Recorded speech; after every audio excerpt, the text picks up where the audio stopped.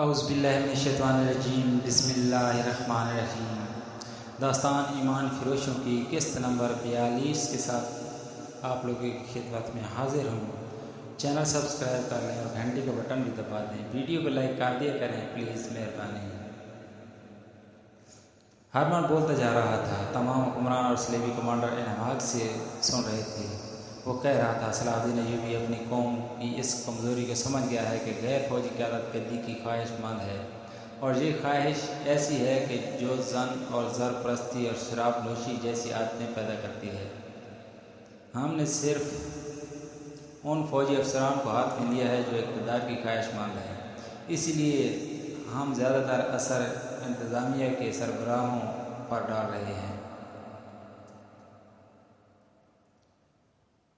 فوج کو کمزور کرنے کا طریقہ یہ ہے کہ اسے لوگوں کی نظروں میں رسوا کر دیا جائے۔ یہ کام میرا ہے جو میں کر رہا ہوں۔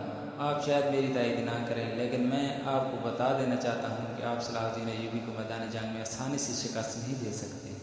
وہ صرف لڑنے کے لیے نہیں لڑتا، اس کے عزم کی بنیاد ایک ایسے منصوبے پر ہے جسے اس کی ساری فوج سمجھتی ہے۔ اس کی بنیادی خوبی یہ ہے کہ وہ اپنے خلیفہ سے یا غیر فوجی قیادت سے حکم نہیں لیتا۔ وہ کٹر مسلمان ہے۔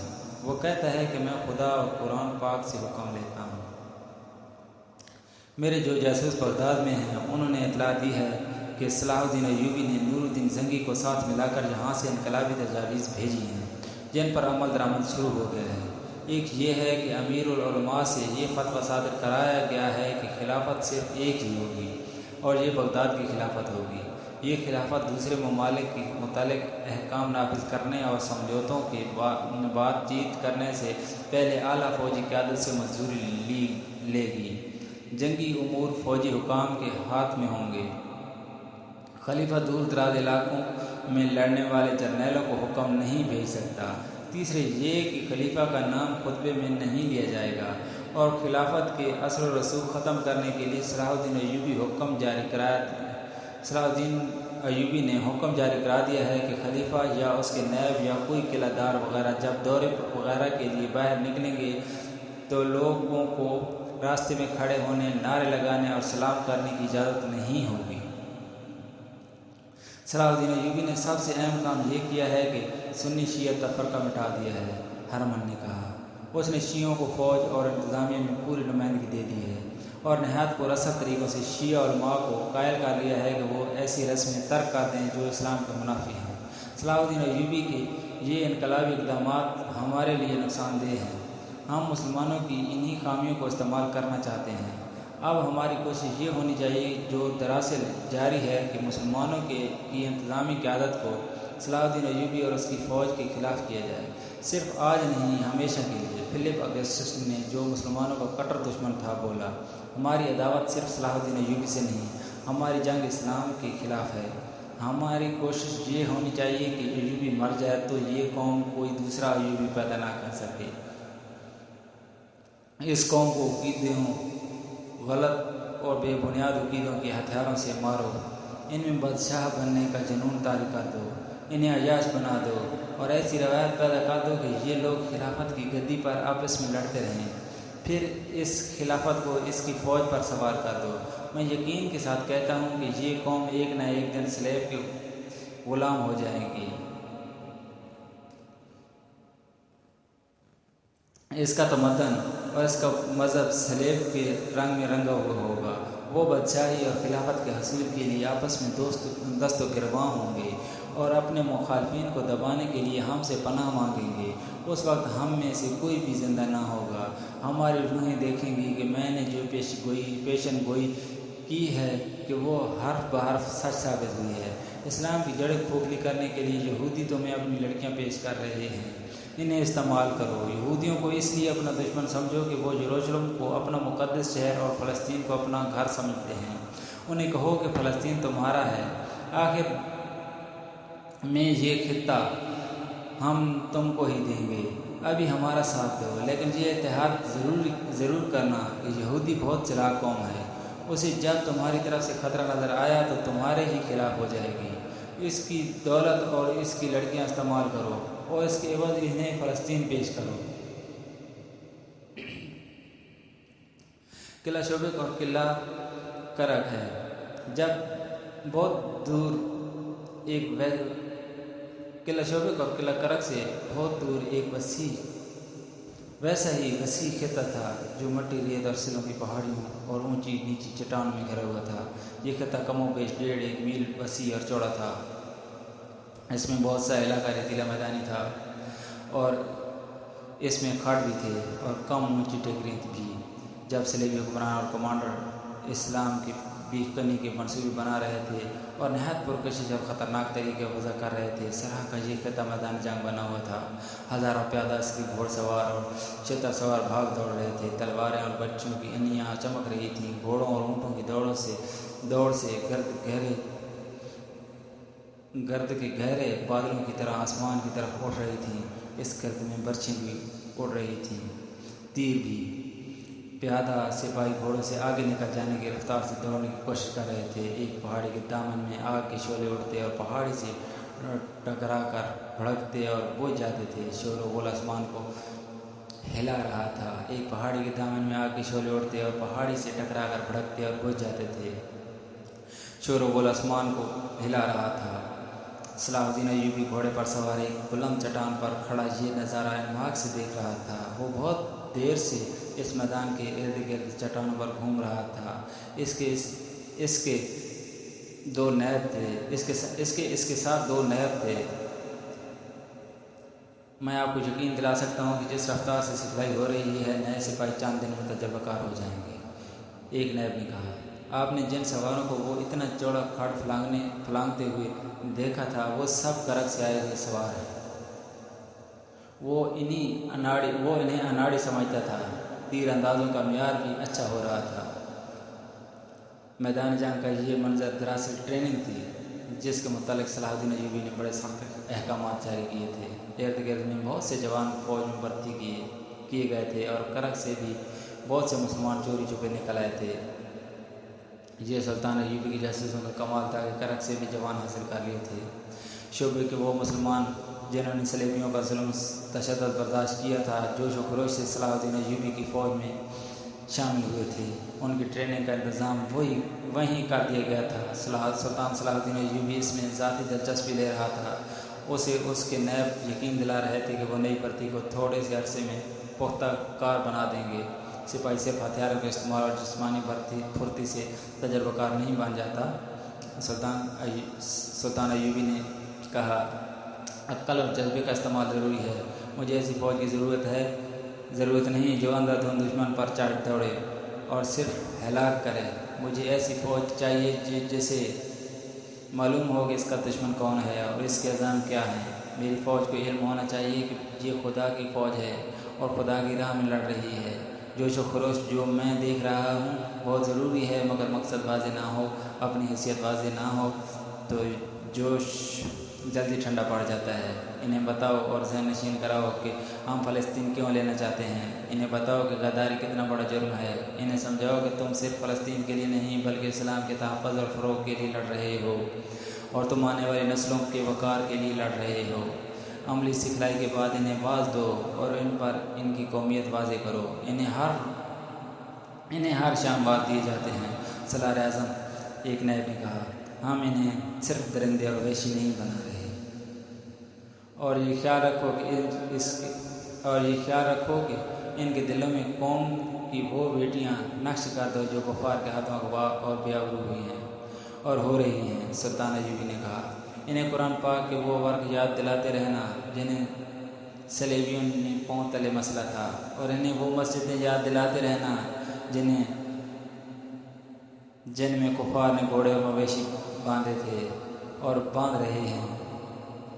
بیٹی کی عزت اور مسجد کا احترام مسلمانوں کی عظمت کے نشان ہوتے ہیں۔ انہیں بتاؤ کہ جس روز تم عصمت اور مسجد کو ذہن سے اتار دو گے، اس روز تم اپنے لیے اس دنیا کو جہنم بنا لو گے اور آخرت میں جو عذاب ہے اس کو تم تصور بھی نہیں کر سکتے۔ پہاڑیوں پر جو 2-2 4-4 سپاہی گھوم پھر رہے تھے وہ پہرے دار تھے۔ صلیبیوں کے جوابی حملے کا خطرہ موجود تھا۔ دور آگے تک فوج موجود تھی، پھر بھی ٹریننگ کے اس علاقے کے گرد پہرے کی ضرورت تھی۔ ان پہرے داروں میں سے دو ایک چوٹی پر جا رہے تھے، وہ رک گئے۔ انہیں نیچے ایک ٹیکری پر صلاح الدین ایوبی کھڑا نظر آیا تھا، ان کی طرف اس کی پیٹھ تھی، فاصلہ 200-250 گز تھا۔ ایک پہرے دار نے کہا، کم وقت کی پوری پیٹھ ہمارے سامنے ہے، اگر یہاں سے تیر چلاؤں تو اس کے دل کے پار کر سکتا ہوں، کیا خیال ہے؟ پھر بھاگ کر کہاں جاؤ گے؟ اس کے ساتھی نے پوچھا۔ ہاں، دوسرے نے کہا، تم ٹھیک کہتے ہو، اگر یہ لوگ ہمیں پکڑ کر جان سے مار ڈالیں تو بات نہیں، وہ زندہ پکڑ کر ایسے شکنجے میں جکڑیں گے کہ ہم اپنے تمام ساتھیوں کے نام بتانے پڑیں گے، یہ کام اس کے محافظوں کو کرنے دو۔ اس کے ساتھی نے کہا، اگر صلاح الدین ایوبی کو قتل کرنا اتنا آسان ہوتا تو یہ اب تک زندہ نہیں ہوتا، یہ کام اب ہو جانا چاہیے۔ دوسرے نے کہا، سنا ہے فاطمی کہتے ہیں کہ تم کچھ کیے بغیر ہم سے منہ مانگی رقم لیتے جا رہے ہو، مجھے امید ہے کہ یہ کام جلدی ہو جائے گا۔ اس کے ساتھی نے کہا، سنا تھا کہ حشیشین بہت دلیر ہیں، قتل کرنے کے لیے جان پر کھیل جاتے ہیں، ابھی تک انہوں نے کچھ کر کے نہیں دکھایا۔ میں یہ بھی جانتا ہوں کہ ایوبی کے محافظ دستے میں 3 حشیشین ہیں، یہ تو ان کا کمال ہے کہ محافظ دستے تک پہنچ گئے ہیں اور کسی کو ان کی اصلیت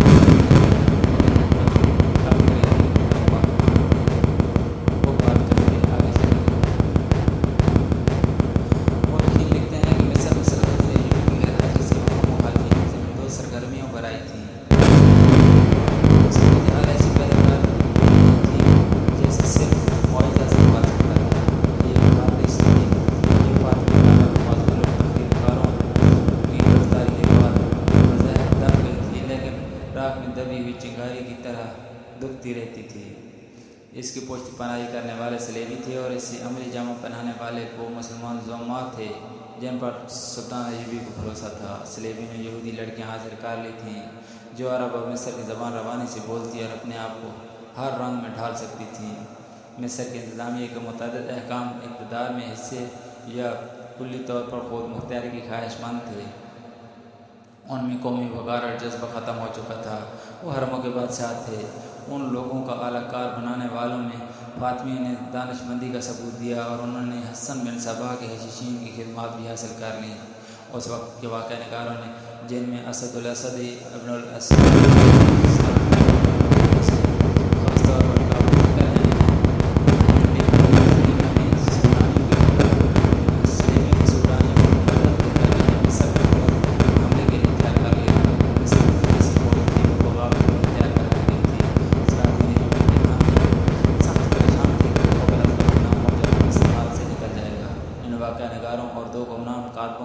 غیر مطبوعہ تحریروں سے ایک کہانی کی کڑیاں ملتی ہیں۔ ان میں قاہرہ کے محکمہ مالیات کے ایک بڑے ناظم خضر الحیات کا ذکر ملتا ہے، وہ خزانے کا بھی ذمہ دار تھا۔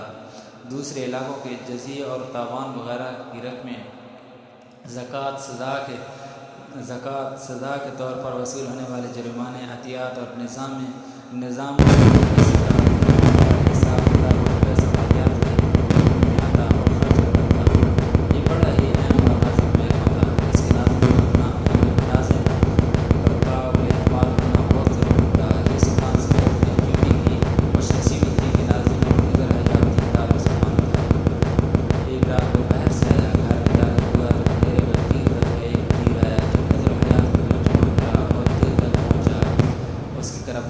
سن کر ملازم باہر آیا، پھر گھر کے افراد باہر آئے۔ مشعل کی روشنی میں خضر کو اوندھے منہ پڑے دیکھا۔ اتفاق سے کسی نے دیکھ لیا کہ خضر کے دائیں ہاتھ کی انگلی زمین پر تھی اور مٹی پر اس انگلی سے اس نے کچھ لکھا تھا، وہ مر چکا تھا۔ زمین پر اس نے انگلی سے لکھا تھا، مسلح ہے۔ اس حرف کی گولائی کی اس میں جا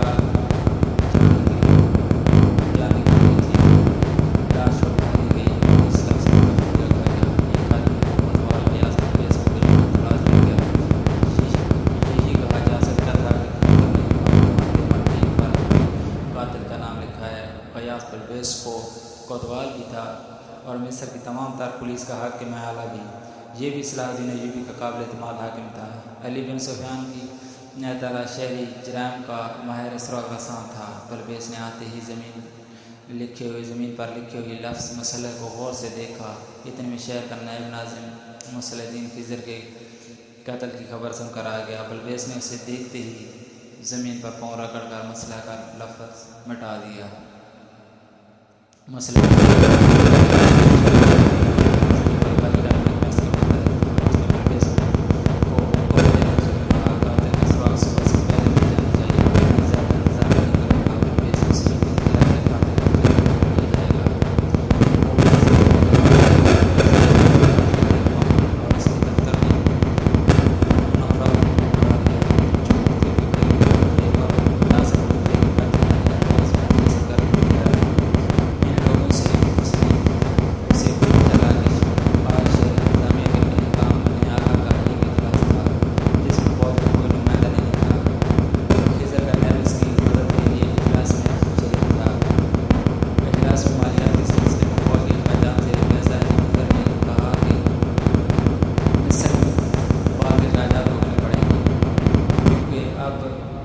صلاح الدین ایوبی نے شوبک میں بہت سی فوج بھرتی کی ہے جس کے لیے کثیر رقم کی ضرورت ہے۔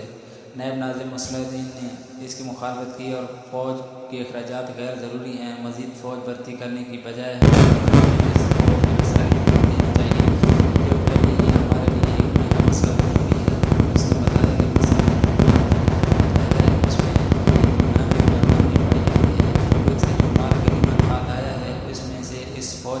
کوئی حصہ نہیں بھیجا گیا۔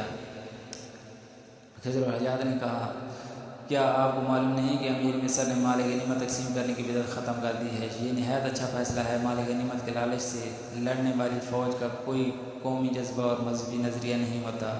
اس مسئلے پر بحث ترش کلامی بدل گئی۔ مسلدین نے یہاں تک کہہ دیا کہ امیر مصر مصری سپاہیوں کے ساتھ اتنا اچھا سلوک نہیں کر رہا جتنا شامی اور ترک سپاہیوں کے ساتھ کرتا ہے۔ اس نے غصے سے کچھ اور ناروا باتیں کہہ دیں جن کے جواب میں خضر نے کہا، مسلح تمہاری زبان سے صلیبی اور فاطمی بولو۔ اس پر اجلاس میں کافی رشتے اختیار کرنے اور پاس رہ گیا۔ اجلاس کے بعد مسلدین دفتر میں آیا۔ وہاں مسلدین خضر کو اس پر خیال کرنے کی کوشش کر رہا تھا کہ کسی فوج میں نہیں۔ اس نے کئی باتیں دہرائیں جو اس نے اجلاس میں کہی تھی۔ خضر الحجاج نے کہا، اگر ایسا ہی ہے تو میں یہ مسئلہ تمہاری طرف سے امیر مصر کے آگے رکھ دوں گا، لیکن میں یہ ضرور لکھوں گا کہ تم نے اجلاس میں تمام شرکاء کو یہ باور کرانے کی کوشش کی تھی کہ امیر مصر مصری فوج میں امتیازی سلوک کر رہا ہے، اور میں یہ بھی لکھوں گا کہ تم نے